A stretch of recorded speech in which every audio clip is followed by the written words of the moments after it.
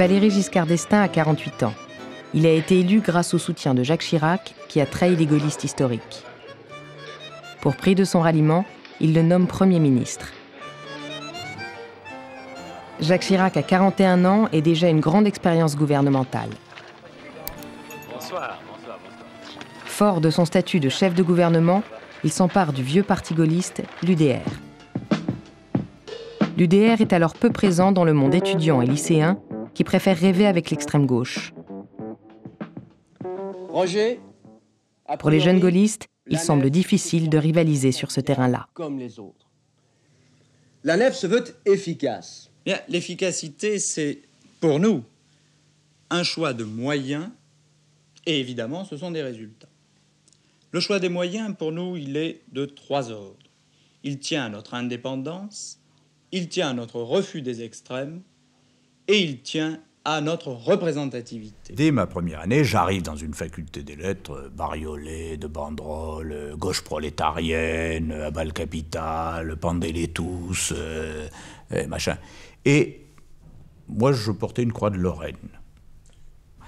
On s'est vite rendu compte qu'au-delà du fait qu'on n'était pas franchement respecté, si on ne s'organisait pas, on n'existait plus.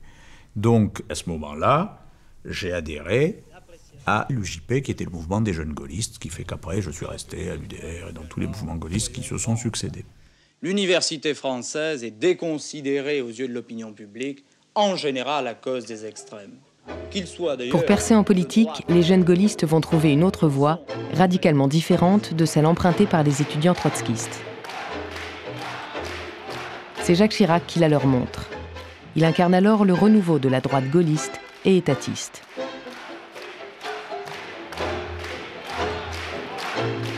C'est lui qui va ouvrir les portes du parti à ces jeunes militants. Contrairement à une légende qu'on voudrait accréditer, les jeunes ne vont pas principalement chez les communistes ou chez les socialistes. Ils affluent chez nous nombreux et nous leur donnons des responsabilités. J'ai adhéré à l'UDR il y a à peu près 4 semaines.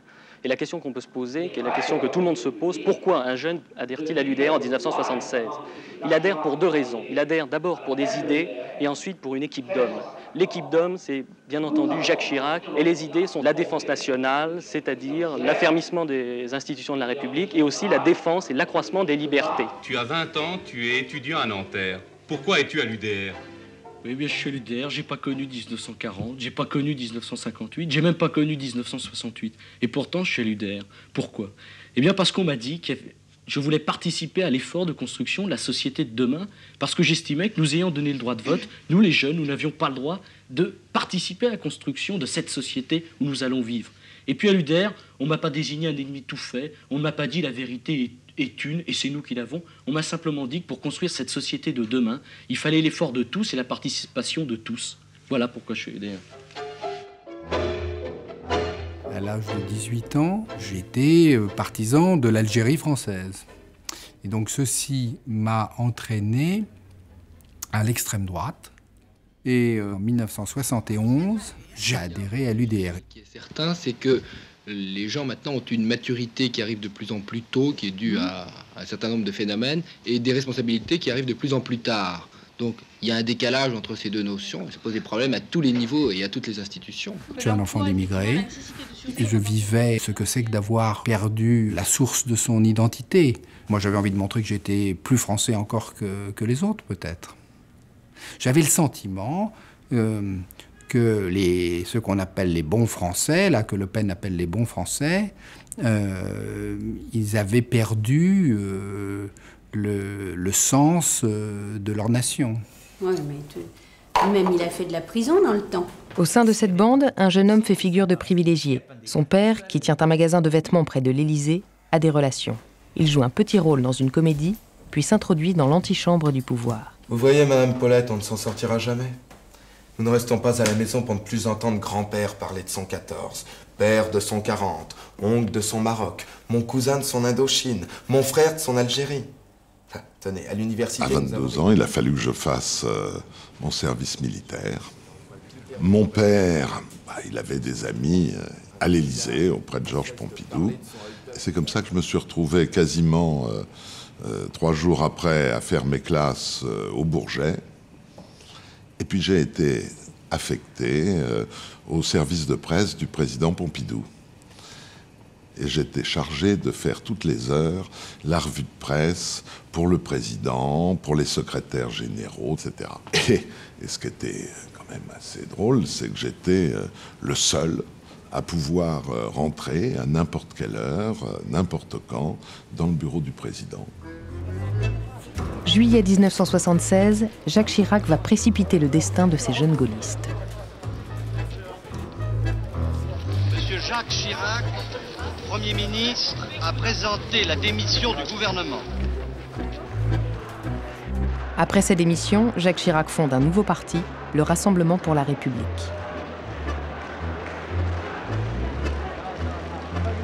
Cinq mois plus tard, lors du grand meeting de création du RPR, ils sont tous là, impatients de jouer un rôle auprès du nouveau leader.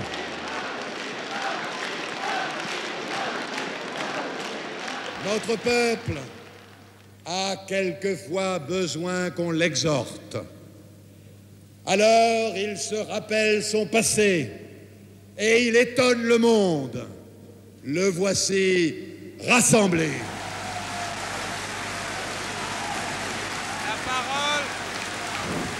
La parole est à Nicolas Sarkozy. Mes amis, nous tous réunis au Jacques Chirac. Voilà donc pour cette journée historique qu'a vécu Jacques Chirac, ce phénomène insaisissable de la vie politique. Du premier discours de Nicolas Sarkozy, le jeune PPDA n'a rien conservé. Le héros du moment, c'est Chirac. Mais cette année-là, vont se nouer des amitiés qui comptent dans une carrière politique. Je me suis retrouvé dans le premier comité central du RPR, sans avoir milité de quelque manière que ce soit. Et je vais me présenter à Charles Pasqua, que je ne connaissais pas. Ah, il m'a dit, c'est vous, Balkany, c'est vous qui êtes rentré au comité central, je suis content de vous connaître. Bon, et puis je vois arriver un jeune avec des cheveux. Tu t'appelles Balkany? Oui. Je m'appelle Sarkozy, t'es hongrois aussi? Oui. Et depuis, on ne s'est pas quitté.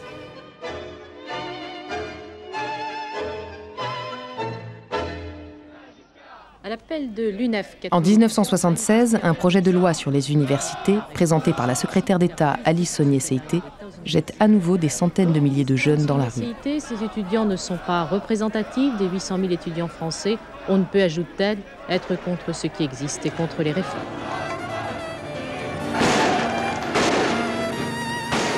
Julien Drey, leader de la contestation, profite du mouvement pour sensibiliser la Ligue aux problèmes quotidiens des étudiants. Le pouvoir, au lieu de répondre, au lieu d'essayer d'abroger la réforme, seule réponse possible à la revendication, provoque, envoie ses flics, envoie ses nervis.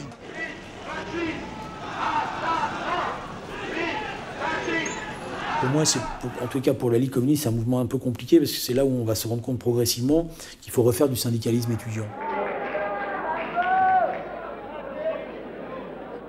On se rend compte qu'il faut revenir au combat, ce qu'on appelait nous, avec un terme péjoratif, le combat pour les gommes et les crayons, c'était quand même le combat le plus important, si on voulait être partie prenante des luttes de la jeunesse. Voilà. Et pas se retrouver marginalisé à chanter ou à crier pour la révolution, alors que les gens, eux, ce qui leur importait, c'était leur quotidien dans leur fac ou dans leur lycée. Nous ne négocierons pas la réforme, nous ne l'amenderons pas, nous pensons qu'elle est inacceptable. Notre mot d'ordre reste abrogation de la réforme du second cycle.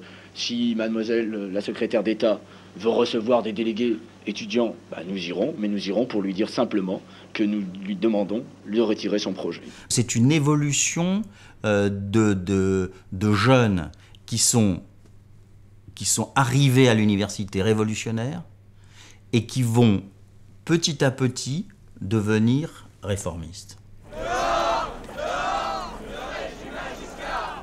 Pour les trotskistes de l'UNEF, l'action syndicale ne se conçoit pas sans un travail politique.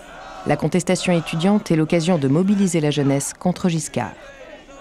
On est un peu étonné par nous-mêmes. C'est-à-dire que l'on a mis des centaines de milliers de jeunes dans la rue et on vient nous voir comme pas une puissance, faut pas exagérer, mais enfin. Et donc à ce moment-là, on se dit, on est un mouvement social quand même. On compte. Pour la première fois, Julien Dray et ses amis trotskistes vont se retrouver face à face avec Roger Carucci et les étudiants gaullistes qui, eux, manifestent contre la grève étudiante. La manifestation a été déclenchée par plusieurs mouvements modérés, dont le CLEF, afin de mettre en avant l'idée de reprise des cours dans les facultés à la suite des concessions faites par Madame Alice Saunier-Saïté sur le projet de réforme du second cycle.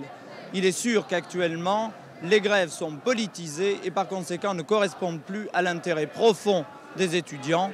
Et dans ces conditions, le CLEF ne s'associe plus au mouvement actuel et demande à tous les étudiants de reprendre les cours dans les facultés. Je préside un syndicat étudiant en 1976, au moment où il y a eu des affrontements dans un certain nombre d'universités. Et c'est au siège de ce syndicat, 18 rue Dauphine à Paris, que je vois arriver un beau jour Nicolas Sarkozy et Jean-Marie Chaussonnière et un ou deux de leurs amis, parce qu'il venait d'y avoir des affrontements à la faculté de droit à Nanterre. Sous la banderole de Nanterre, Nicolas Sarkozy. À 21 ans, ce jeune étudiant en droit est déjà délégué départemental des jeunes RPR des Hauts-de-Seine. Et on voyait d'ailleurs, alors qu'il n'avait pas de responsabilité particulière à la fac, c'était plus lui l'homme d'influence, le leader.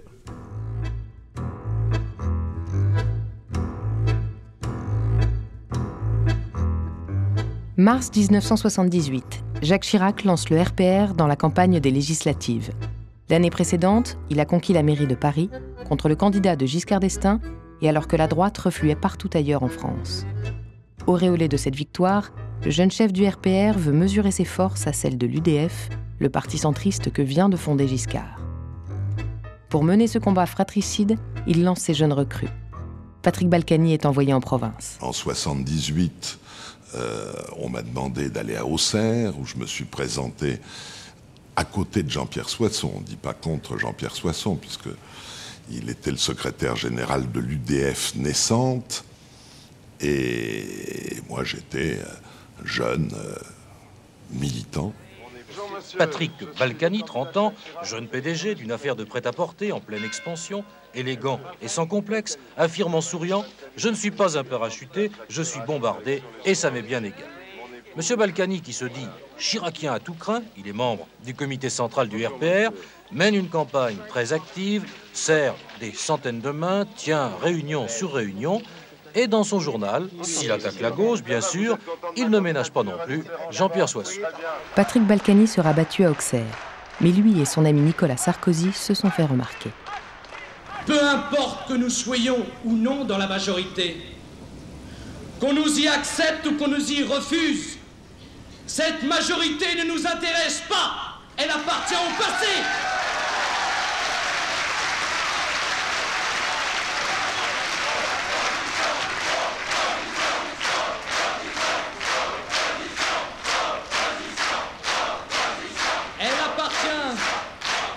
Elle appartient au passé, comme lui appartient d'ailleurs ce gouvernement en couleur de muraille qui a la prétention de s'identifier à l'an 2000. Quelle prétention, mon Dieu! Ce qui nous intéresse, c'est d'aider Jacques Chirac à assumer pleinement le destin qui est le sien et qui est grand, tellement grand.